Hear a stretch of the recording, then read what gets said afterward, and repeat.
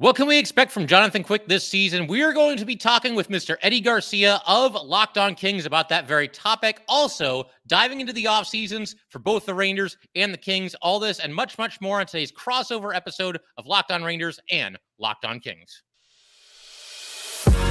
You're Locked On the New York Rangers, your daily podcast on the New York Rangers. Part of the Locked On Podcast Network, your team every day. All right, welcome back, Rangers fans and Kings fans, to this very special crossover edition here. This is John Chick with Locked On Rangers, joined, of course, by my friend Eddie Garcia of Locked On Kings. And Eddie, I figure we might as well just jump right into it here. Obviously, Jonathan Quick puts together just a legendary career with the Los Angeles Kings, 2 Stanley Cups with them, 1 with the Knights, Conn Smythe Trophy, All-Star selections, you name it, he pretty much did it. Just for starters, what is it like for you to now, beginning with this past season, seeing him play for teams other than the Los Angeles Kings, especially after, obviously, again, just a legendary career with the Kings? It's definitely a little bit weird. I'm sure Rangers fans can relate when Henrik Lundqvist left and ended up joining a division rival briefly with the Washington Capitals. He didn't go on to win a Stanley Cup with them, which would have made it a little bit more awkward. But yeah, it is weird. I think a lot of us did think that Jonathan Quick would end his career in an LA Kings uniform. We just saw Dustin Brown, announce his retirement not long ago. Just had his jersey retirement to this past season. He was obviously a player that was like Jonathan Quick, drafted, played his whole career, won 2 cups, and then retired as an LA King. We're certainly hoping that the core members that are still left over from those 2 Stanley Cup winning teams, Andrei Kopitar, Jonathan Quick, and Drew Doughty, would also do what Dustin Brown had done. That wasn't the case for Jonathan Quick, unfortunately, but as we know in sports, sometimes these stories don't have those scripts, the Hollywood scripts, like here in Los Angeles, that we would like them to have. And it was a very difficult decision for the Kings organization to make. It was a very difficult decision for the Kings fan base to swallow in many different ways, but it is weird. Certainly to see him with another team. It was very awkward to see him playing for a division rival and having the fan base be kind of fractured over, do we root for him or not? And for people who were, the people that weren't rooting for him because of the team he was playing on didn't like that. And so definitely a lot of mixed emotions. It's a lot easier to swallow for him to play in the Eastern Conference with a non-division rival now with the New York Rangers. Yeah, he's farther away. Obviously they met each other in the 2014 Cup Finals, obviously, but beyond that, there's not really a ton of history between these teams, and unless I'm just forgetting something big that happened. But, I just want to ask you, because Jonathan Quick, former 3rd-round pick, obviously you take somebody in the 3rd round, you like them, I'm sure you feel good about the pick and everything, but, to see this kind of a career unfolding for him probably would have been hard to do. So I'm just wondering, man, what was it like watching this, in real time, seeing Jonathan Quick go from, a 3rd round selection to, okay, he's on the team now, to, wow, this guy looks pretty good, to, dude, this guy might be one of the best. What was that like, just watching the whole thing unfold and just starting to slowly realize, as Ranger fans did with Lundqvist, that, okay, this is our guy. What was that like, that whole thing unfolding with Jonathan Quick there? It was pretty unexpected, to be honest with you. And keeping it in the news, Jonathan Bernier just retired from the NHL. He was the Kings' #1 pick and goalie of the future. We thought it was going to be Jonathan Bernier, and maybe this Quick guy could be the number 2. It didn't turn out that way. As a matter of fact, it was the opposite. And the team that won the Stanley Cup in 2012, Bernier was the backup. And after that season, ended up going elsewhere. But it was not expected because, again, Jonathan Bernier, 11th overall pick, thought he was going to be the guy. Everybody thought he was the goalie of the future, but sometimes things don't work out that way. So I think for Jonathan Quick, something that you ended up realizing, one of the most competitive athletes I've ever been around. Doesn't matter if it's practice or an exhibition game or the game or a Stanley Cup final. He's a guy that is very intense. He's very locked in. He's one of those guys that you don't talk to day of the game, he's very locked in, very competitive, and very athletic as well. So he used those things to combine them to turn himself into a #1 goalie in the NHL. And just made some spectacular saves. Obviously he had some good teams around him. But just a guy that you had supreme confidence in, that if you made a mistake, he was a guy who could erase those mistakes behind you.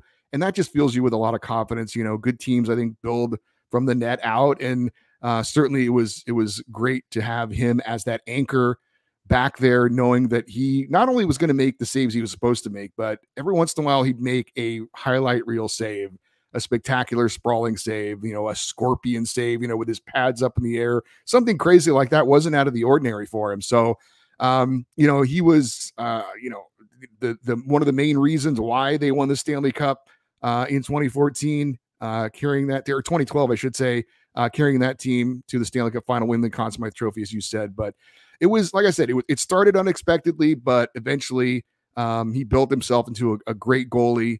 And I think, with all due respect to Rogie Vachon, who was certainly before my time, Jonathan Quick is the greatest goaltender in Kings history, and he's going to have his jersey retired somewhere soon after he calls it quits. Don't know when that's going to be, if it's after this season or not. I kind of thought it was going to be after skating with the Cup one more time, but he decided to return closer to home and play for his childhood favorite team. Yeah, it's interesting. I was actually going to ask you about that, so we might as well just talk about that now. But I mean, Jonathan Quick, obviously he could have gone out with one last Stanley Cup, but to your point, he comes back. He's from Connecticut. He's back in the area playing for the Rangers. Were you surprised that he kept it going? You kind of alluded that you were there, but it just seems like he's somebody that loves the game, and as you mentioned, he's very competitive. I mean, is it surprising at all to you that he's back this season? Playing one more season with the Rangers? It is and it isn't. I really didn't think that he would be a backup goalie in the NHL. I thought that his competitive nature that I mentioned and all of that would lend him to not want to be a guy wearing the baseball cap sitting on the bench for most of the season. That said, he had a conversation with Kings president and Hall of Famer Luc Robitaille shortly after the trade to Columbus. Luc wanted to reach out and just let him know, hey, I know there's hard feelings the way this went down, but you're still a huge part of the Kings family. You always are going to be. You'll always be a LA Kings legend, and we just want to make sure that as an organization, that we appreciate everything you did, and you're always welcome here in Los Angeles. That kind of thing, which I thought was an appropriate thing to do, because again, there was some hard feelings with the way that went down. And you can understand that. But one of the things that Luc said was that he told Jonathan Quick, play as long as you can, because once your career's over, it's over. And you don't want to look back and say, I could have played another year or whatever. As long as you still have a passion for the game and you still feel like you can play, my advice is play as long as you can. And I don't know how much Jonathan Quick took that to heart, if he felt that way already, if that was something that just encouraged him to give it another go. But I really thought he was going to hang it up after getting one more cup with Vegas. But I think perhaps, and I haven't heard any interviews with him, so maybe you could know better than I, but perhaps playing for the team that he rooted for as a kid, he idolized Mike Richter when he was growing up, as you mentioned, in Connecticut, getting to go back home, so to speak, to the East Coast and play for at least one more season probably was too good of an offer for him to pass up. And so he wanted to at least play one more year and take Luc's advice. And, if you still have a passion for it and somebody still wants to pay you, why not? Yeah, I don't know if he's explicitly said that, but you kind of connect the dots a little bit. He is from the area. I would imagine, he's still got friends and family. They'll be able to much easier get to the games, people that live around here. And to your point, idolizing Mike Richter and being a Ranger fan, I think it just kind of makes sense for everything to just kind of come full circle for Jonathan Quick here. I don't know if this is going to be his last season. I mean, who knows? He's only on a one-year deal. Maybe he likes it here. Maybe he plays well here. And maybe he's back with the Rangers on another one-year deal, going into next season. Who knows how far he's going to take this thing. But something you touched on a minute ago, and I'm going to ask you about it in just a second, is just this transition.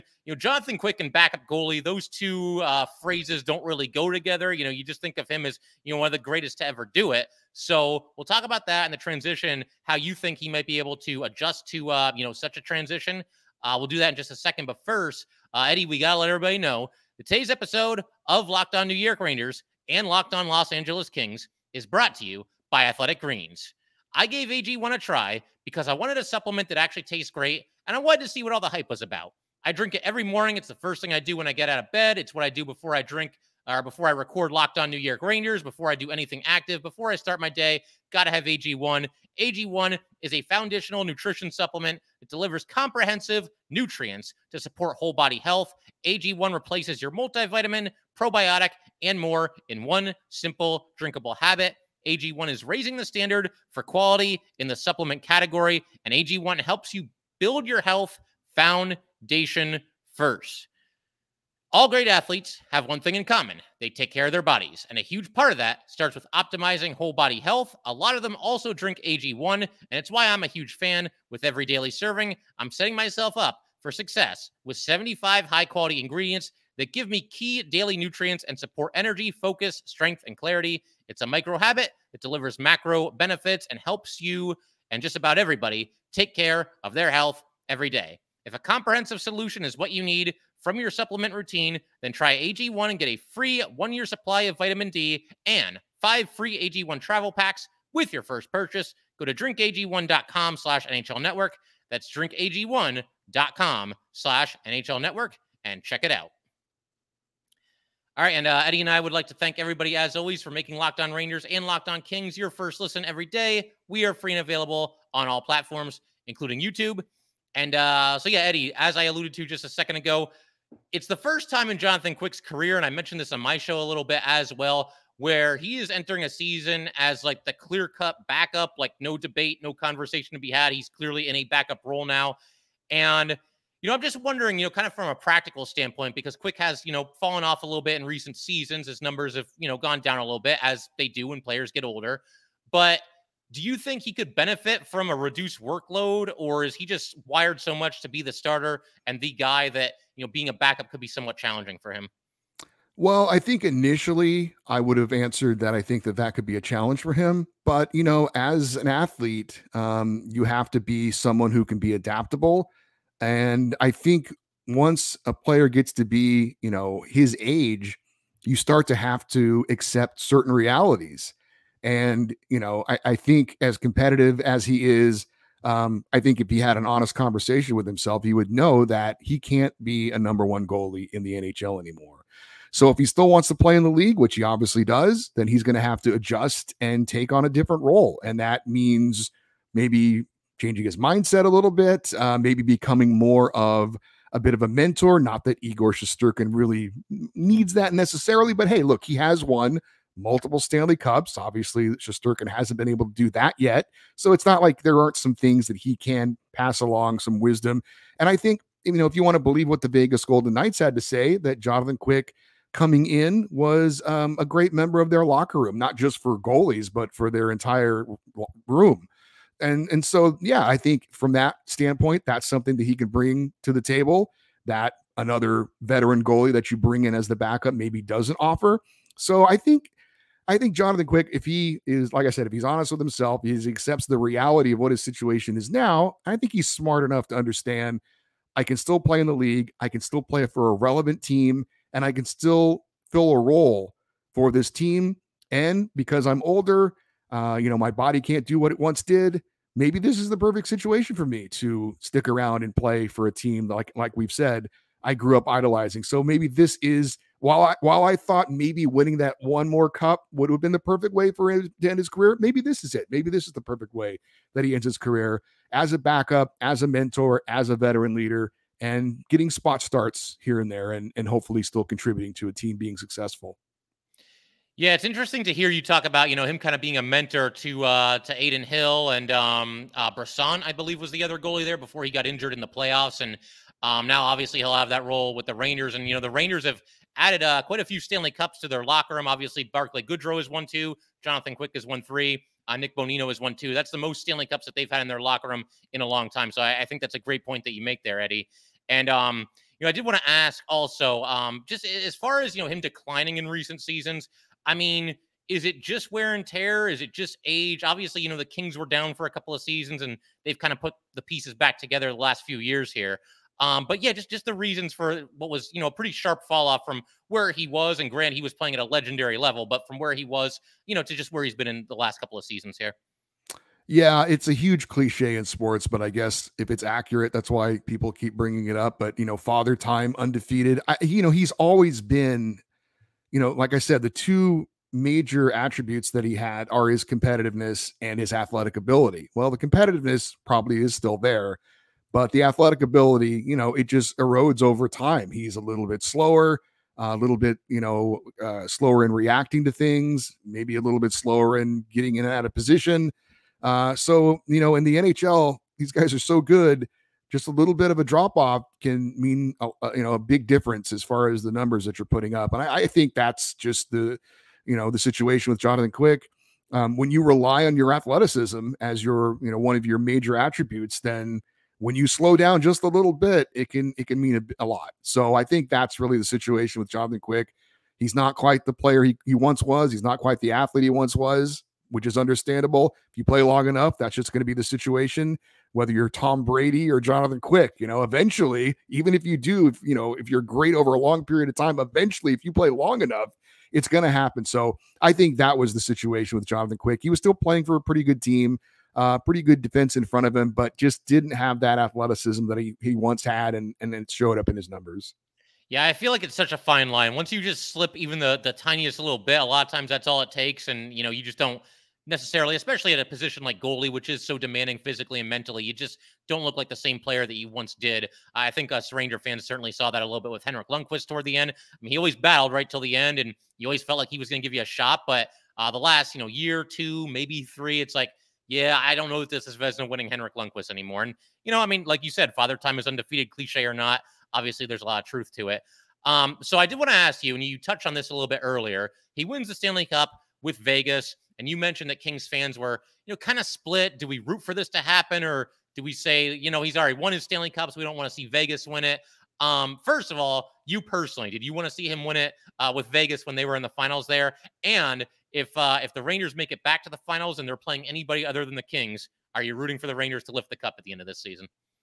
Yeah, it's interesting, and I'll just equate it not just to me, but to my household, because my wife, her favorite player was Jonathan Quick, and her most hated team is the Vegas Golden Knights. So she took the unique, what do you want to call it? She took a very unique approach to how she accepted it, or maybe didn't accept it. In her mind, Jonathan Quick retired. In her mind, he never played for the Vegas Golden Knights. She didn't acknowledge that he was on that team. She just kind of ignored it and pretended it didn't happen. That's a unique approach. For me personally, I'm a little bit more old school. No matter what you've done for my team, if you leave and you go to another division rival, I'm not rooting for you anymore. I won't go so far as to say I would root against you. I certainly would never boo you if I was at a game, but I can't do that. I did not root for Jonathan Quick to win the Stanley Cup. I was rooting for the Florida Panthers, mostly because I was just rooting against the Vegas Golden Knights, but I couldn't bring myself to root for him. There were plenty of Kings fans who did root for him. And like I said, that did cause some friction between fellow Kings fans, because how can you root for that team? And the other, the Quick fans were like, well, how can you not root for Jonathan Quick? So it was awkward. It was very, very awkward. But for myself personally, I wasn't rooting for him to win it. But I will say this: when it was all said and done, and Alec Martinez, another former King who Rangers fans know, when he passed the cup over to Jonathan Quick in the celebration, it was hard not to feel good for him. So while I didn't root for him, I also did feel good for him to be able to have that great moment for him and his family. And even if it did come with a division rival.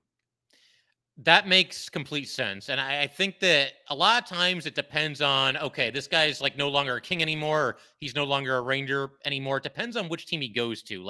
If the Rangers don't win the Stanley Cup this upcoming season, but say the Minnesota Wild make a deep run, Matt Zuccarello's still over there. And I mean, he is beloved by Ranger fans. I'd love to see him win a Stanley Cup, especially after, some of the injury things that he's gone through. But then you get a situation Carl Hagelin went to the Penguins, and it's I can't root for the Penguins, man. I like Carl Hagelin and everything, but I'm not rooting for that team. And then when they do win the Stanley Cup, just like you with Jonathan Quick and the Knights, it's all right, well, there's my silver lining. At least Carl Hagelin got to lift the Stanley Cup over his head. So I totally get where you're coming from when it comes to, that situation, trying to root for somebody that used to be on your team that goes to a division rival. And I figure we might as well go ahead and shift our attention to the Rangers and Kings in the offseason, just talk about a couple of the trades that they've made, a couple of the additions that they've made to their team, and what to expect for this upcoming season. And we will do that in just a second. All right, so to continue our discussion here with Eddie Garcia of Locked On Los Angeles Kings. Eddie, it's funny because I actually did a crossover with Harrison of Locked On Jets not too long ago. Want to get some intel into Blake Wheeler, but obviously the other big thing that came up when we talked about the offseason for both teams is the big Pierre-Luc Dubois trade. He heads to Los Angeles. He's going to be there a long time, or so it would seem. Your thoughts on what was a blockbuster move? I mean, obviously, they gave up a bit of a haul. To just run through it real quick, Velarde, Iafallo, Caperi, and a second-round draft pick, but they get Pierre-Luc Dubois, somebody with just immense talent. Your thoughts on what was obviously one of the bigger moves of the offseason for any team around the league? Yeah, it was pretty unexpected, to be honest with you. I think as Kings fans, we thought that they would focus on getting an established goalie going forward. But I think they decided, and I've talked about this on my show, the trend in the league seems to be not everyone can get an Igor Shesterkin, right? Not everybody's going to have that horse that can, that's your number one guy night in and night out. And I think more teams are looking to get a serviceable goalie like an Adin Hill and build a really, really good team around him, thinking you can get away with a good goalie, but you don't have to have a great one necessarily if you can put a great team around him. Vegas, I think, was an example of how that could be successful this past season. I think the Kings have adopted that philosophy in getting a couple of veterans, one that they already had on the roster in Phoenix Copley, bringing in Cam Talbot from Ottawa, who had a really good season a couple years ago in Minnesota. So they feel like they're good enough to be able to get by if we can build a good team around him. And I think that was part of the reason why they decided, let's go out and get a Pierre-Luc Dubois and solidify our team down the middle. They now have Anze Kopitar at the number one center, Pierre-Luc Dubois number two, Philip Deneau, who's been very good for the Kings, slides down to 3. So you look at, the core group of centers for the Kings, I think it stacks up favorably with any core group of centers in the NHL. And I think when you look at the division, Edmonton obviously still has McDavid and Draisaitl. They're going to be very good as long as those guys are healthy. You've got Vegas, the defending Stanley Cup champs. Seattle, I respect what they did this year. I kind of want to see them do it again before I'm a true believer. But Vegas and Edmonton aren't going anywhere for a while. And at least that's the Kings' philosophy. So they felt like they needed to be proactive to go out and do something a little bit bold, maybe a little bit different to change things up. And I think that's what their feeling was with Pierre-Luc Dubois. I get the drama surrounding him, where he's now on his 3rd team and coming into his 7th season, and he's asked out of a couple of places, but he gets paid. He gets the team that he wants to join. So if he's not happy now here, then I don't know that he's ever going to be happy. And I will say this, kind of looking into it, even if he was quote unquote unhappy, it didn't affect his production. He was still a very productive player, even though he was allegedly not all that happy where he was in his situation. So if he's happy now, I would expect his numbers to be a little bit better. But again, it was a surprising move for the Kings, but I think I like them being a bit bold and going out and doing something a little bit outside the box and not doing what everyone thought they were going to do. And that was to go out and get a goalie, but instead they decide to shore up the middle and be a stronger team that way. Yeah, it's interesting, hearing you say that about Dubois because, for a while there, obviously, it feels like he's been on the trade block basically ever since he's come into the league up until right about now, basically. But, there was a while there where, some Ranger fans were kind of pushing for, oh, man, they should make a move for Dubois. And I was always like lukewarm to it at best because, to the point that you just made, it felt like, he always kind of had one foot out the door in Columbus and then kind of the same deal with Winnipeg. But you look at those situations, I mean, he's got Tortorella in his ear in Columbus. And that just, if you're not like playing like a 4th line style of game under Tortorella, it feels like he probably doesn't like you very much. And then with Winnipeg, I mean, that's long since been rumored to be, one of the more, I guess, unsteady locker rooms around the league. So these haven't exactly been places for success, but again, he still put up points and now he's with the Kings. I think there's obviously still great leadership on that team. And I mean, it's his 3rd chance. So I think it's in his best interest to obviously, play well and, embrace his surroundings there in LA. Just kind of interesting to hear your take on the whole Dubois situation, but you touch on the goalie situation as well. And I'm curious myself because you've got Copley and obviously former Ranger Cam Talbot is there now. In your estimation, does one of them have kind of like the inside track as far as who's going to get the lion's share of games, or are they going to settle that themselves? Kind of a hot hand approach. Just kind of your feelings on, how they might distribute the playing time there with those two. Yeah, I think you're right. I think it's probably going to be Cam Talbot as the 1A and Phoenix Copley as the 1B. Copley was very good in that role last season. I mean, he's a guy who kind of came out of nowhere, a career AHL guy.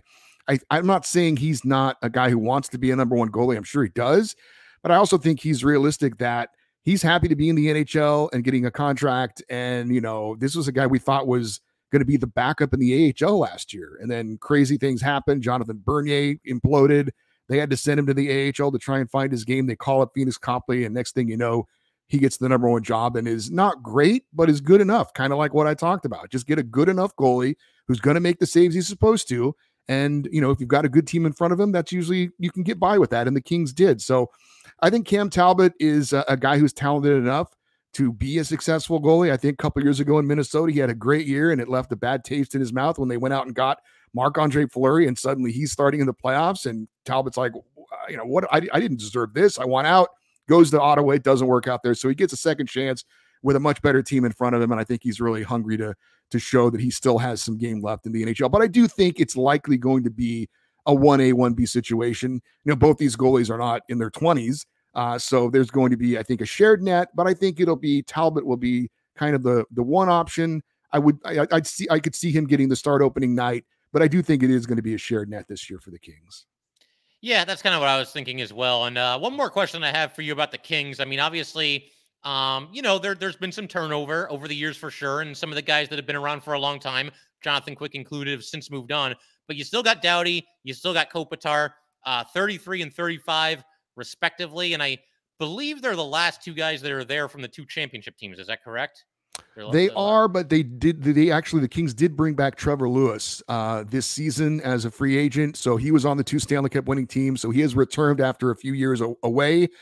So he comes back, and I know that was the fans are very excited to see an old hero come back, albeit a fourth line guy, but a guy who can help out. And the Kings penalty kill is something that is a big focus for them this coming season. And he's a guy who can go out there and kill penalties, block shots, do that kind of thing. So he is a guy that has come back. So there's actually three right now. That's awesome. And just your thoughts on specifically Doughty and Kopitar. Obviously they've been there the whole time. What's it been like kind of, seeing them basically carry on Kings hockey? They went through a little bit of a down stretch there, but, now they're the grizzled veterans after winning the cup as, young players and leading the way for the new group of young players in the Los Angeles Kings. What's it been like, just watching that whole thing unfold and them grow into these grizzled veterans and the leaders of this team?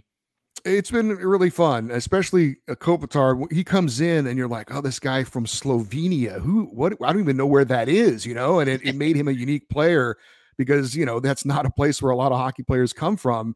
And then him kind of turning into this kind of, Patrice Bergeron just retired, obviously, with the Bruins. And Andrei Kopitar is our Patrice Bergeron, a guy who has a great two-way game, who's just, a leader on and off the ice, a great representative of your organization, one of the all-time great Kings. I don't know if it's controversial or not, but I had an episode this offseason talking about, I believe when it's all said and done, that Andrei Kopitar will go down as the greatest LA King in history. And for me, it means a lot that a guy is drafted by a team and plays his whole career with the team and retires with that team. That's something that I factor into thinking about an all-time great. Obviously, he's been a captain now for many years, won 2 Stanley Cups, and the numbers speak for themselves. This year, he'll be the most games played in Kings history. He's amongst, top 3 in all the goals, assists, and points, all those kinds of things. So it's been great seeing him turn into this, legendary player and just doing it, the right way across the board. For Drew Doughty, he's a guy, he loves to chirp.